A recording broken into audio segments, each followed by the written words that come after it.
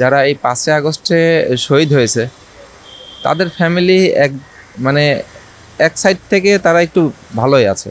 যদি পঙ্গু হয়ে যাইতো তখন ওই সংসারে সে নিজেও হাল ধরতে পারতো না। আর চিকিৎসার জন্য যদি বলা হয়তো যে ঢাকা থেকে মানে ঢাকায় যাব 2000 টাকা দেন, টাকা দেন, এই কথাটা কাকে বলতো? এখন আমাদের কাছে মনে হচ্ছে আমরা নিজেরাই চিকিৎসা ক্ষেত্রেও আমরা নিজেরা বোঝা হয়ে গেছি। নিজের কাছে মনে হচ্ছে আমরা বোঝা, জনগণের কাছেও বোঝা হয়ে গেছে, আবার দেশের কাছে তো বোঝা হয়েছে। কারণ যখন আমি সবাই দাঁড়ায় লাইন ধরে আছে, আমি যদি সবার আগে চলে যাই নিজের কাছেও খারাপ লাগে যে আমি কেন সবার আগে যাচ্ছি। মানসিক প্রতিবন্ধকতা এইগুলির ইফেক্ট সম্পর্কে যা আছে পুরাটাই আমার উপরে কাজ করছে। এটা যেহেতু লেড এলইডি মানে লেড পয়জনিং হচ্ছে, এখন 1 বছর না পেরোতে লেড পয়জনিং শুরু হয়ে গিয়েছে। চিকিৎসা যদি পাওয়া যাচ্ছে, সুন্দরভাবে পাওয়া যাচ্ছে, কিন্তু পাইতে গেলে ধকল একটু বেশি দেওয়া লাগছে। কারণ আমাদের উচিত ছিল যে একটা ইউনিট না হলেও একটা বুথ খোলা, যেখান থেকে আমাদের সহযোগিতা করবে। যে ফ্রি চিকিৎসা নিতে গেলে আমাদের নিচতলা থেকে চারতলা থেকে দোতলা থেকে আবার 3 তলায় এভাবে একটু দৌড়াদৌড়ি করা লাগছে। কিন্তু আমাদের যে পরিস্থিতি, সবাই তো আর আমার মতো পরিস্থিতিতে নেই। আমার থেকে খারাপ পরিস্থিতি অনেকের আছে। এখন তাদের ক্ষেত্রে তো এটা অনেক কষ্টসাধ্য হয়ে যায়। আর বলতে গেলে কি, যারা এই 5ই আগস্টে শহীদ হয়েছে তাদের ফ্যামিলি মানে এক সাইড থেকে তারা একটু ভালোই আছে। যদি পঙ্গু হয়ে যাইতো তখন ওই সংসারে সে নিজেও হাল ধরতে পারতো না। আর চিকিৎসার জন্য যদি বলা হয়তো যে ঢাকা থেকে মানে ঢাকায় যাব 2000 টাকা দেন, টাকা দেন, এই কথাটা কাকে বলতো? এখন তো তার সেই খরচটাও নাই। আর আমাদের ওষুধের খরচ আছে, আমাদের বাহ্যিক চলার খরচ এখন বাইরে গেছে। আগে স্বাভাবিকভাবে যেটা আমি 1 কিলো রাস্তা হেঁটে চলে গেছে, এখন তার সেই হাঁটার মতো সক্ষমতা নাই আমার এটা আবার অটোতে না যাওয়া লাগে, না সিএনজিতে যাওয়া লাগে। এই খরচটা অতিরিক্ত বাইরে যাচ্ছে। কারণ এই বিষয়গুলো যদি হিসাব করা হয়, কিছু আহত এখনও খুব অসহায়ের ভিতর আছে, যে ফিল করবে না অন্তর থেকে, তাকে বোঝানো যাবে না। প্রথমে ঢাকা সিএমএসে ছিলাম, ওখান থেকে আমি যশোর সিএমএসে, কারণ যশোর সিএমএস আমার ঢাকা থেকে যশোরটা কাছে হয়, কুষ্টিয়া থেকে যশোরটা কাছে হয়। যশোর সিএমএসে গেছিলাম, ওখানে ট্রিটমেন্ট হয়েছি, কিন্তু ঢাকা সিএমএস থেকেও আমাকে কোনো গুলি বের করে দিই নাই,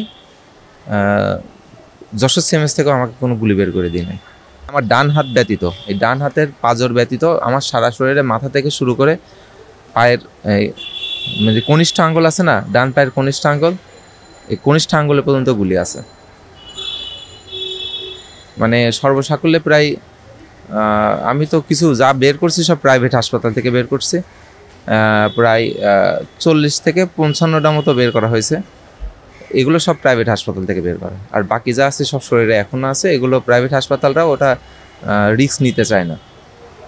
আর এই এগুলোর জন্য যে লেড পয়জনিং হচ্ছে, দেখতে পাচ্ছেন কি অবস্থা। কারণ আমার এই বাম পা থেকে ডান পা ফুলে গিয়েছে, আপনি বুঝতে পারতেছেন। আর যে ব্যথাটা হচ্ছে, সেই ব্যথার জিনিস কাউকে বোঝানো যায় না। কালকে আসছিলাম আরও অনেক আগে। এই সমস্যাটা আমার গত মাসে হয়েছিল। আমি প্রাইভেট ক্লিনিকে দেখাই, কারণ সরকারি আমাদের যে কুষ্টিয়া সদর হাসপাতালের অবস্থা, ওটা তেমন একটা সুবিধাজনক না। প্রাইভেট ক্লিনিকে দেখায়, তারা কিছু ওষুধ দেয়, সেটাকে কমে তারপর হচ্ছে আমি সিএমএসে ফোন দিয়ে এই বিষয়টা জানি। তারা বলছে যে আপনার যে রিপোর্ট, সেই রিপোর্ট অনুসারে আপনার তো লেড পয়জনিং হবে 90% শিওর।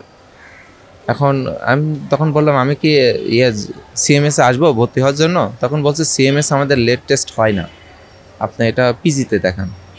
তো এটা গত মাসের ঘটনা। রিসেন্টলি আমি পরশুদিন আমি যখন বুঝতে পারি যে আমার শরীরে এরকম ছোট ছোট এই পুজ হচ্ছে, তখনই আমি বাড়ি থেকে এই ঢাকার উদ্দেশ্যে বের হই, গত 2 দিন আগে। তারপরে আস্তে আস্তে রাত হয়ে যায়। আমি মোহাম্মদপুরে ছিলাম। মোহাম্মদপুর থেকে গতকালকে আসতে একটু লেট হয়েছে। বিকালের ইয়েতে দেখাইছি, এই বাংলাদেশ মেডিকেলে, পিজি হাসপাতালে দেখাইছি। পিজি হাসপাতালে দেখানোর পরে এখন যে রিপোর্ট দিয়েছে, শুধুমাত্র একটা হলো। এখনও আরও 8টা রিপোর্ট করা বাকি আছে। এই রিপোর্ট করতে আমার আর না জানি আজকে হবে কি না, তাও জানি না। এই রিপোর্ট মানে যে টেস্টগুলো দিয়েছে, এগুলো সব ভারী টেস্ট। কালকে তো আমি স্বাভাবিকভাবে যেটা ভর দিয়ে আসছিলাম ওই মোহাম্মদপুর থেকে, সেটা একটা ছাতা ছিল। ওই ছাতাও পরে, মানে আমি তো ভাবছিলাম আমি গিয়ে দেখাবো, ডাক্তার যা দেবে ওষুধ খাবো, সুস্থ হয়ে যাব, আবার বাড়ি চলে যাব। তো ঢাকা শহরে আমি কোনো কাউকে নিয়ে আসি না এই কারণে, তো ঢাকা শহরে আসতে গেলে তো আবার খরচ। কারণ আমি যদি এখানে বাইরে থাকি, আমার খরচ তো যেমন তেমন, আমার সাথে যে থাকবে তারও তো খরচ আছে, এই খরচগুলো কে বেয়ার করবে? এখন আমাদের কাছে মনে হচ্ছে আমরা নিজেরাই চিকিৎসা ক্ষেত্রেও আমরা নিজেরা বোঝা হয়ে গেছি, নিজের কাছে মনে হচ্ছে আমরা বোঝা, জনগণের কাছেও বোঝা হয়ে গেছে, আবার দেশের কাছে তো বোঝা হয়েছে। কারণ যখন আমি সবাই দাঁড়ায় লাইন ধরে আছে, আমি যদি সবার আগে চলে যাই নিজের কাছেও খারাপ লাগে যে আমি কেন সবার আগে যাচ্ছি, এটা নিজের কাছে খারাপ লাগে। তো একটা মানুষ আধা ঘন্টা 1.5 ঘন্টা ধরে দাঁড়ায় আছে লাইনে, আমি যদি যাই আমার নিজের কাছেও খারাপ লাগছে, কিন্তু উপায় নাই তো, আমাকে তো যাইতে হবে। আপনি দেখছেন আমার পায়ের কি অবস্থা, দেখছেন তো, আপনারা দেখছেন আমার পায়ের অবস্থা তেমন একটা ভালো না। এখন সিএমএস থেকে আমাকে সেই সময় বলেছিল যে যদি আপনি মনে করেন যে আপনি প্রপার ট্রিটমেন্ট চান, তাহলে আপনার যে অবস্থা পায়ের, আপনার পা কেটে ফেলা দেওয়া লাগবে, আর না হলে যেভাবে আছে ওইভাবেই থাক। যদি 40 বছর পরে সমস্যা হতে পারে, আমি তাহলে 40 বছর পর যে সমস্যা, সেই সমস্যায় আমি গ্রহণ করলাম। তো ওনারা বলছে যে আচ্ছা তাই হোক। তারপর ওনারা একটা প্লিটও বের করে নেয়। আমার এই পায়ে আপনার প্রায় 200-র কাছাকাছি প্লিট আছে, শুধু হাঁটুর নিচ থেকে শুরু করে পায়ের পাতা পর্যন্ত।